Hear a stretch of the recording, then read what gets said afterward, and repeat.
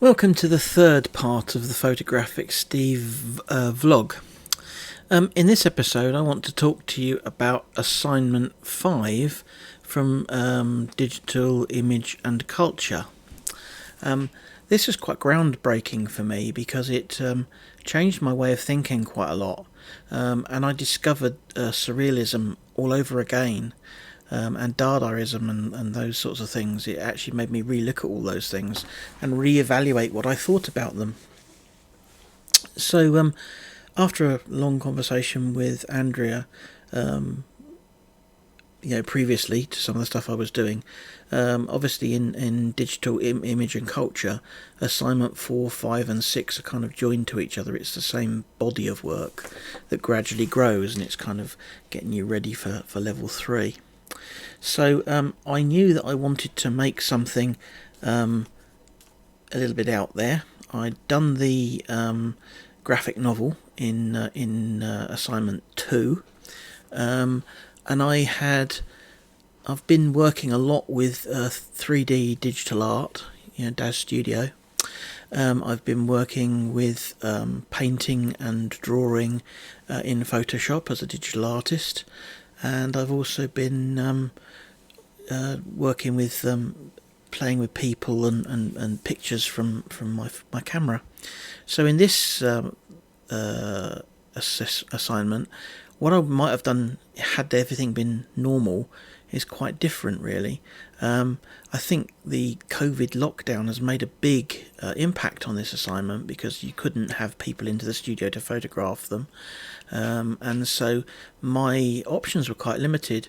Now, bearing in mind that I had a very, very short time scale to do this assignment because of my extension or what have you, I only had from January to the end of August to finish the entire module. And the biggest part of that was lockdown. So there was never going to be any models in the studio taking pictures of or whatever. So DAZ Studio actually became my replacement for photography and for the models. I actually created people in DAZ Studio because I couldn't have them into the studio to photograph them. Since lockdown's been easing, I've actually been playing with some photography where I've been using real live people in the situations that we've been looking at, we will look at here, but that's since this has been finished. So I thought, right, I'm going to make some real crazy fantasy stuff. And my first attempt, let's have a look at some of these pictures. My first attempt was this. So I was thinking fairies and fantasy, and so there's a bit of a fantasy landscape. There's a bit of a porthole going on here with some fairies around it, and it simply doesn't work.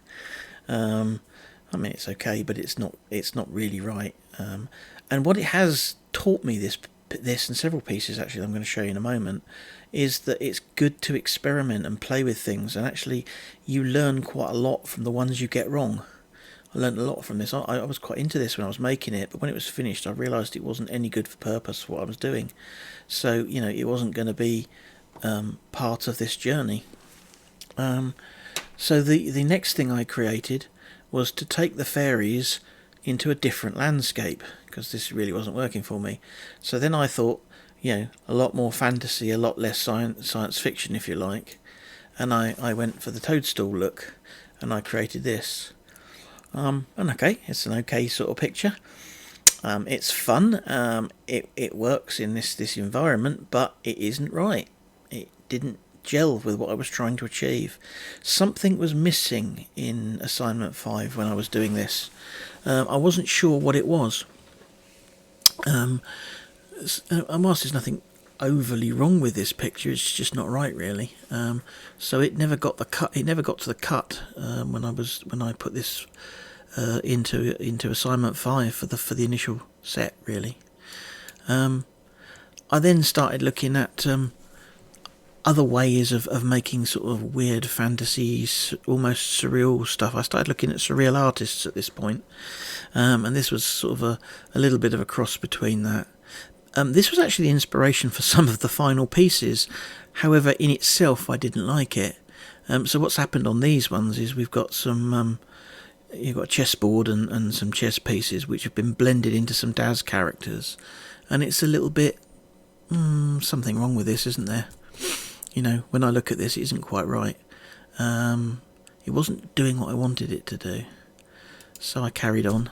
Now this was one of the inspirations for my work. When I first started this is Michael Cheval. It's not my work, but this is a piece by Michael Cheval, and he was actually kind of the inspiration for this whole surreal art. I was planning to do an homage to him in the work that I did.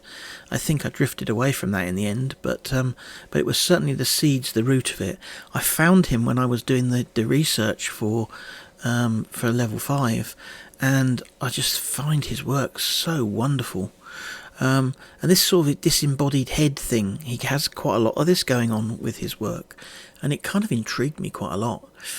So the next thing I did, and this was really the basis of my assignment 4, which was really to go back to Andrea and talk about what I wanted to do. And I had the mushroom and the portal and the fairies and all that, and I had this. And this was the one that sparked the interest of Andrea. She said this has got something going for it that the others don't. And this was more inspired by Michael Cheval's stuff. Interestingly enough, it didn't make it to the final cut of the assignment, but that's a story we'll get to in a moment.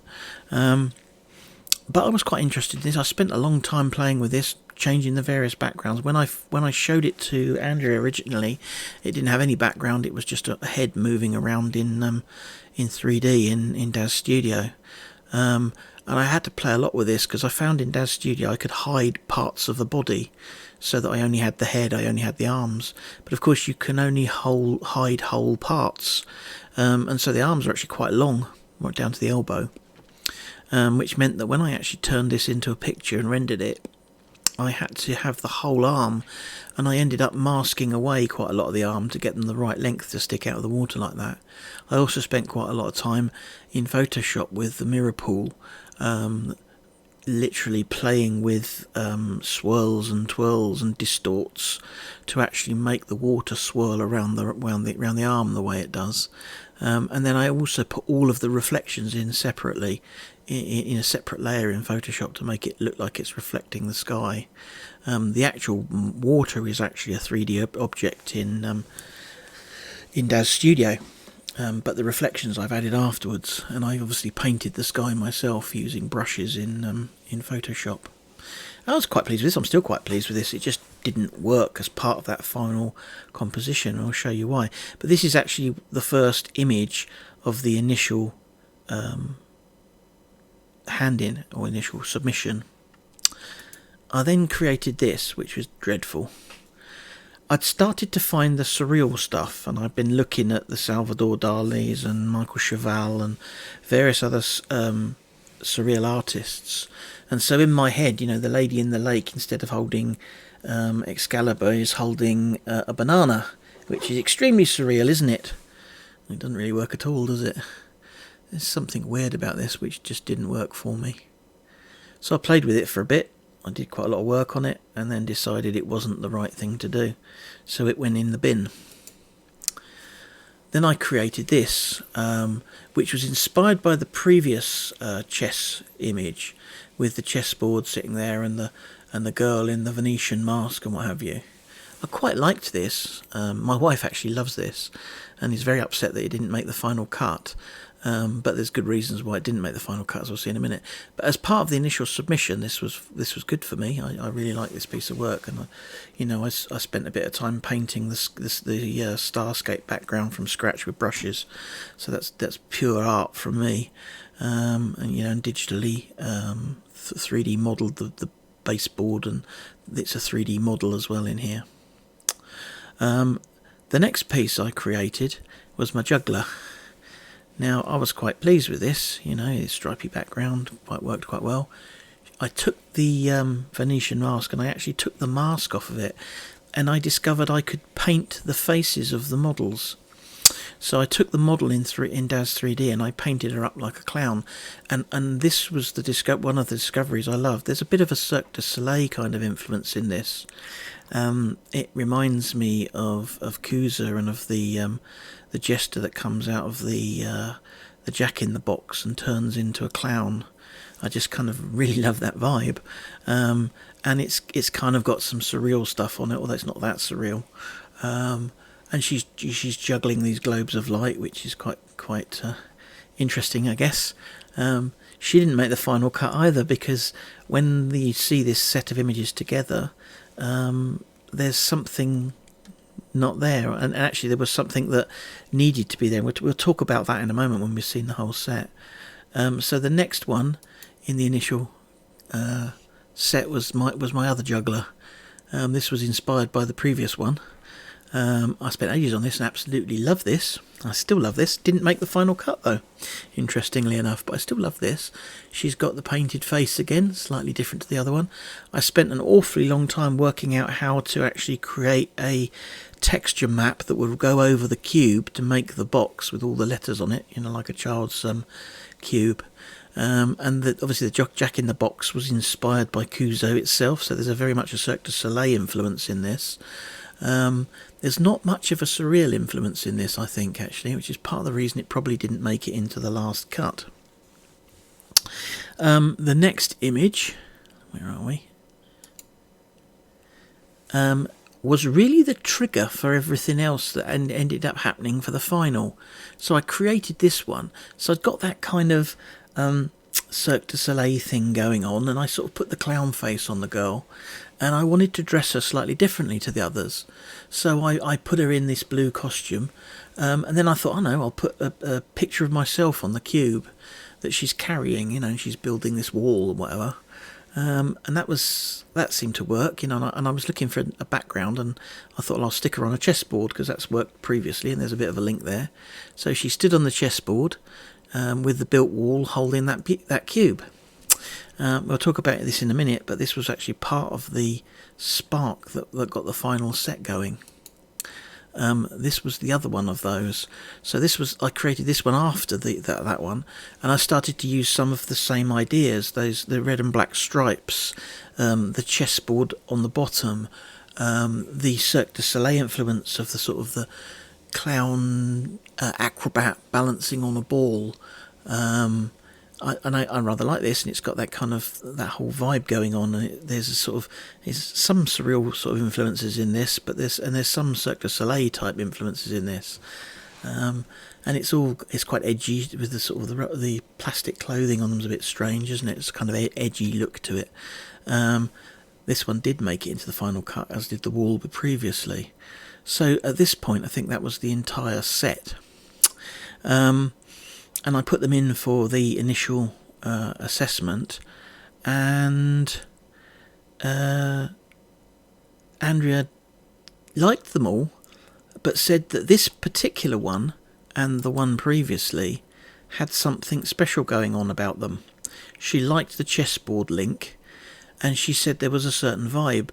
Now this one actually reminded Andrea of The Clockwork Orange.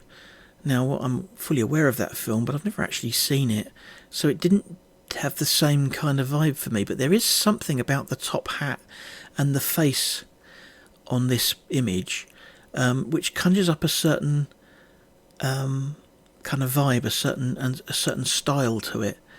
And so she said to me, "Could you keep these two, dump all the rest, create two new ones, and make a new kind of image?" Or new set of images of 4, keeping this same vibe. Now at this point I was really getting into the whole surreal artist thing, and I was looking at Salvador Dali and Michael Chagall and Man Ray and various other surreal artists, and actually starting to quite enjoy some of the work. So the surreal thing started to creep in a bit more, and the next image I created was this one. So this was kind of inspired by the first wall. So I've got a girl again climbing up this staircase. I liked the idea of the block being in it with my face on it, and then I went out and found pictures of all the different surreal artists that I could think of, and so there's quite a wall of fame. And they're all self-portraits by the various artists that are featured there. And I stuck each of them on a cube, making this kind of staircase that she's kind of building. and I thought it was sort of cheeky to put myself on the one that she's carrying to put on the top, as though she's adding me to the wall of the great surreal artists, which is a little bit of a stretch, isn't it? Perhaps I'm getting too big for my own boots there, but I kind of liked the inference of that, So this was very much surreal driven picture, but in the theme of the others. So you still got that chessboard. I love the melty clocks of Salvador Dali. I've always liked that, and I think I like it even more since I've been looking at this. I saw a documentary on Salvador Dali, and he was talking about his influences and how much Einstein's theory of relativity had actually influenced his work, and how the melty clock is all about the fluidity of time and stuff I'd never really even considered. I hadn't realised how much Einstein played a part in the work of the surreal artists. So in homage to that, I melted the moon in the background to give it that extra little kind of surreal tick. I really liked this when it was done. I was really pleased with this, and so this one, when I showed it to Andrea, definitely made it into the cut of the final four. And then I was casting around to what do I do next. Now I'd quite enjoyed my juggler, and some of those other images. So the next one I created was this. And as I'd used these pictures of these surreal artists, I thought I'd put them on balls and let the lady juggle them. So I've got my clown juggling the balls, each ball with different surreal artists on them. In actual fact, in 3D, all of the surreal artists are on there, just some of them are behind the balls instead of in front of them. But I've sort of kind of made them so you can see certain different ones on each ball. And then, cheekily again, I've got my view of me sitting on the cube, and that's what she's sitting on. So I've snuck myself in there as a sort of a aspiring artist, I don't know, I'm not really a surrealist, but I suppose there's some of that in me. But the art I like is fantastical, fantasy, surreal. So it kind of all fits with that. And again, we've got the chessboard here that's giving me the same kind of vibe. So the final four, this is one of them, this is one of them, this is one of them, and this is one of them. They've all got that kind of chessboard thing, so they all link together, and they all involve these cubes, which is a link between all of them. That doesn't actually have the cube in it, but it does have the pattern that's used on the cubes and stuff in it. And obviously this has the cubes making the staircase, and on this one she's sitting on the cube, so they all kind of link without being way too obvious. So yeah, the world of the surreal artist really infected this assignment by the end of it, and I did something quite different from what I was expecting to do when I started. So as I said, I started out trying to make an homage to Michael Chevall, and I don't think I did that. I think my course changed halfway through, as it evolved. Like all bits of good art, you evolve, don't you? And so there's been a progression through these different images to the final four, which is probably more of a tribute or an homage to surrealism itself, rather than to any specific artist. But it was an awful lot of fun to do, and it really fired my imagination at the idea of really blending 3D models from Daz Studio with bits of photography. There's found images in here, which is the thing I neglected to say, is all these pictures of the surreal artists and stuff are all found images, which links back to assignment 2 about the found image, which I quite liked as well. So there's kind of a lot going on that isn't necessarily there to the first glance, and a challenge for you, particularly if you're one of the assessors looking at this, is to name all of those surreal artists, because that's not easy either. So anyway, that was my assignment 5. Hopefully you enjoyed watching that, and thank you for your time, and I will see you in the next episode. Thank you for watching.